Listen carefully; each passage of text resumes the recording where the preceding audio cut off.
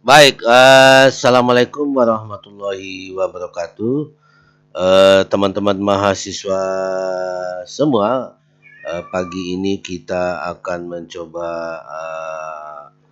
kembali bertemu dalam mata kuliah Political Economics atau Ekonomi Politik, program Sarjana Ilmu Ekonomi Fakultas Ekonomi Universitas Andalas, di mana pada kesempatan ini kita mencoba memahami secara empiris bagaimana politik dan kekuasaan itu, politik dan kekuasaan dari pelaku-pelaku ekonomi itu bisa menjadikan aktivitas ekonomi menjadi terganggu atau timbulnya korupsi di dalam masyarakat.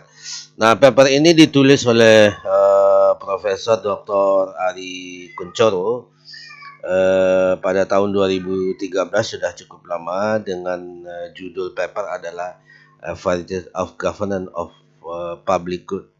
Good Delivery in Indonesia, the Case of Fraud After Decentralization and Local Democracy. Jadi ini tulisan paper ini ditulis oleh Profesor Ari dan kawan-kawan yang menjelaskan bagaimana variasi dari penyediaan barang publik, khususnya jalan. Di dalam hal ini dia memilih jalan karena jalan itu adalah barang publik yang dipakai oleh semua orang atau voters atau pemilih waktu nantinya dalam melaksanakan pemilu.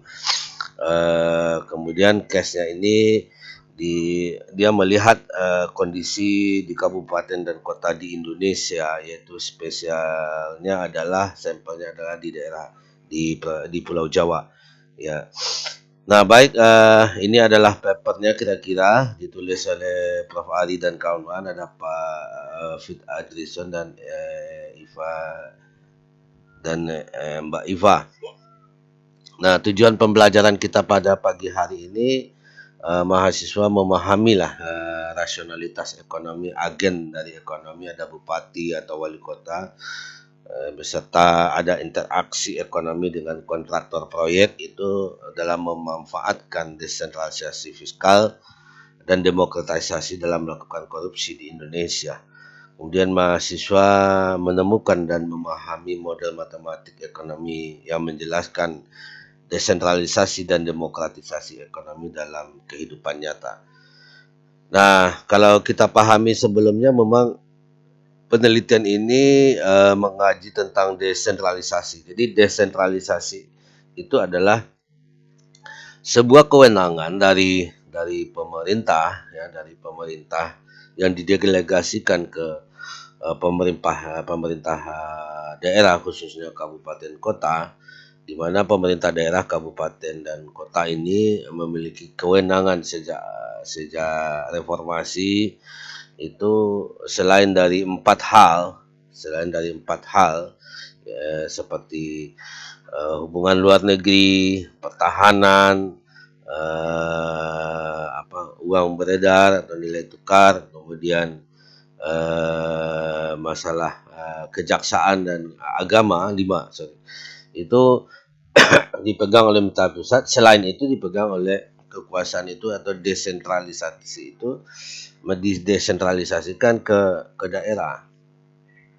Ya, contohnya memberikan pelayanan kesehatan, pelayanan pendidikan, pelayanan dari penyediaan jalan, jembatan, pendidikan, kemudian penyediaan kebutuhan olahraga, pertanian, perdagangan, itu di pemerintah daerah, kabupaten dan kota itu diberi kewenangan untuk mengelola hal tersebut. Nah, sejak era desentralisasi itu juga sejak reformasi 98 atau tepatnya 2000, Undang-Undang Nomor 22 tahun 2000. Nah, itu demokratisasi juga sudah mulai berjalan, dan juga di era demokratisasi itu, di mana sejak reformasi itu kita memilih presiden atau pemimpin atau bupati dan wali kota itu secara langsung, jadi one man one vote. Nah, hal ini agen ekonomi itu bisa memahami itu menghasilkan values. Nah, jadi itu bisa dilakukan. Nah, pendekatan yang digunakan dalam riset tersebut adalah field survey dan model ekonometrika yang digunakan. Tapi kita akan melihat desain dari model survei itu. Dia melakukan survei dua tahap dalam penelitian ini. Survei pertama di field survey, jadi konstruk model. Nah, kita akan melihat sampai konstruksi model matematisnya bagaimana. Kita tidak melihat sampai jauh ke model ekonometrikanya. Nah, bahwa di dalam studi ini cukup menarik bahwa masih mempertimbangkan variabel lembaga anti korupsi, kemudian juga birokrasi dari staf dari bupati itu juga memiliki berpendidikan, kemudian media massa itu juga variabel-variabel yang dipertimbangkan oleh bupati untuk melakukan korupsi di daerah masing-masing. Nah, jadi desentralisasi itu kewenangan yang monopoli dari pemerintah daerah dalam menerbitkan menerbitkan dan atau melakukan kontrak dari proyek yang melalui APBD itu adalah sebetulnya sesungguhnya adalah hak monopoli dari bupati. Kemudian juga kita menemukan bahwa dalam rangka penawaran maka untuk perusahaan-perusahaan pengelola proyek itu cenderung membuat kartel di dalam ekonomi. Jadi dia bikin asosiasi agar powernya itu makin besar. Nah, karena ada monopoli dari pemerintah maka dia bikin asosiasi menghasilkan power. Kemudian pemenang tender dari perusahaan kontraktor yang pihak ketiga yang pelaksana proyek itu juga ada peluang untuk melakukan yang namanya subkontraktor kepada agen ekonomi lainnya. Nah, jadi ada proses ekonomi, aktivitas ekonomi yang beragam terjadi di situ. Kemudian di dalam riset ini kita melihat agen pertama itu adalah perusahaan konstruksi ya sebagai lembaga karena dia ingin mendapatkan proyek, bupati ada kewenangan.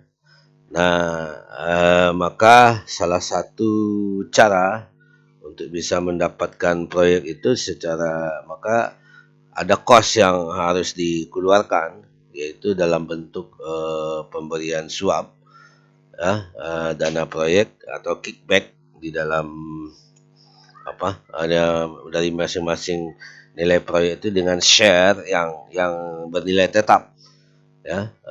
Kemudian pemerintah memberikan pemerintah juga memberikan dari lembaga dunia usaha atau lembaga konstruksi, perusahaan konstruksi itu juga memberikan bribe yang sifatnya informal kepada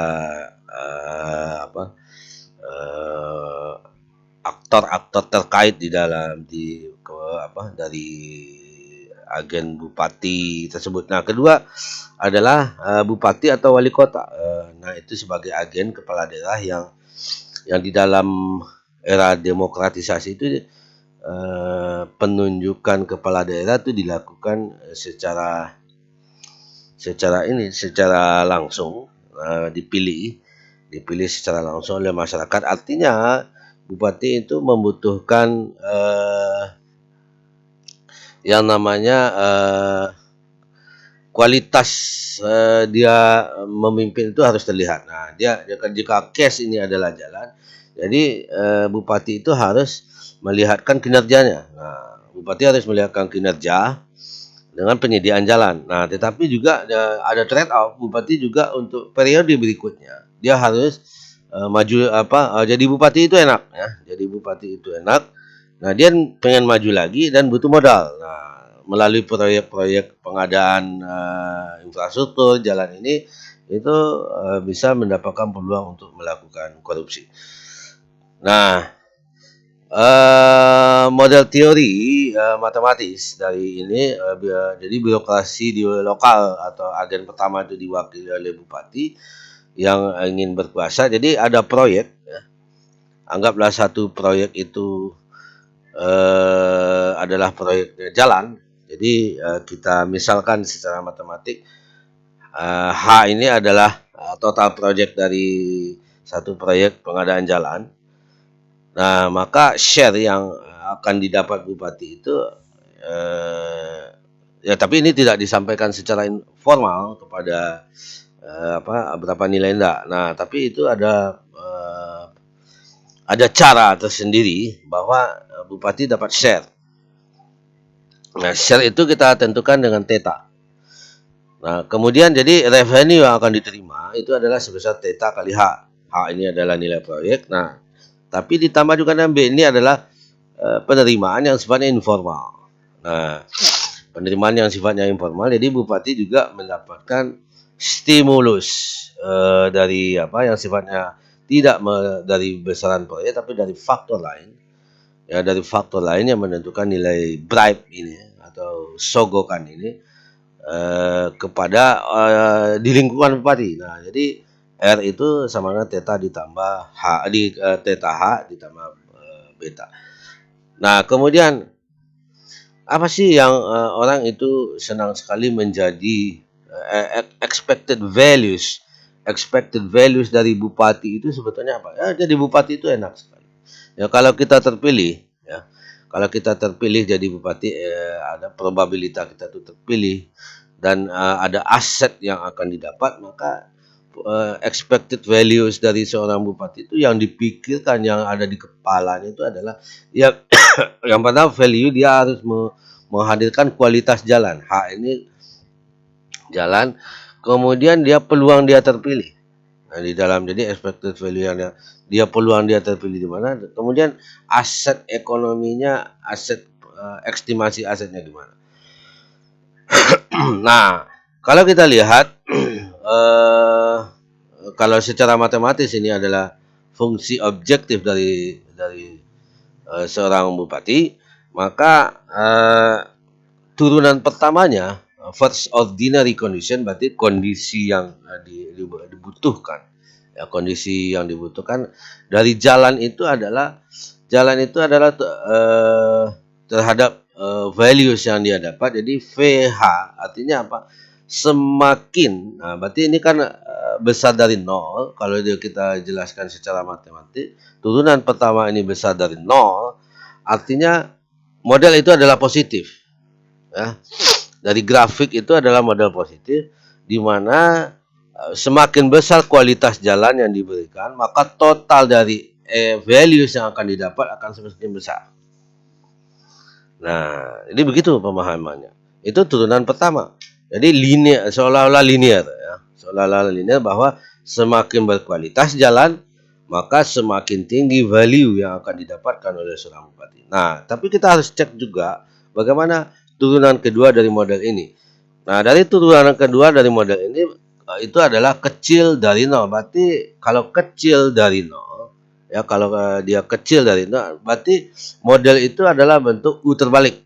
Nah, ada titik puncaknya. Jadi value yang akan didapatkan oleh dari bupati itu ada batas.